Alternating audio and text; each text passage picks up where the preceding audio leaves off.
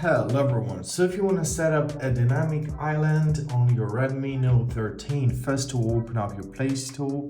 Now find your search tab right here at the bottom, and you gotta search for dynamic spot application. So let's do this.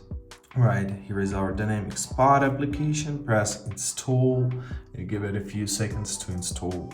Alright, as it is installed, let's open it up. And now we are to grant all of the permissions to make it work correctly, right?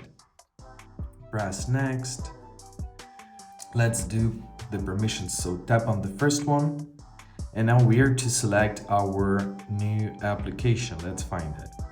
Dynamic spot. All right, tap the switch near it.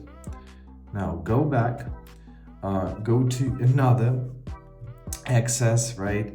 So now we will need to select a dynamic spot and allow notification access. Confirm your choice by pressing that you're aware of all possible risks. Press OK.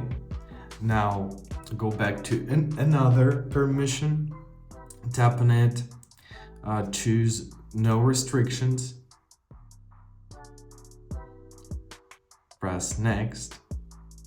Alright, we need to select the loaded apps, dynamic spot, confirm your choice by pressing allow on dynamic spot. As you see, it takes a lot of time actually. Press OK, done, press done. Alright, so now after we granted everything, as you see, when we're getting any kind of notification, we can get this little floating island right here at the top of your screen, which is really convenient and kind of iPhone-like. And basically that's it. I hope this video is helpful. Thank you so much for watching and have a great day.